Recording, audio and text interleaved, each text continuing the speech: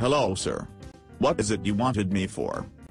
Well, I just asked you up here, so I can tell you that you are so fired. What? Why? I haven't done anything. That's not what the new guy said. What did he say?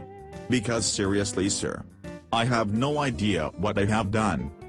He told me that you suggested photocopying your butts. I really thought I could rely on you, Matt.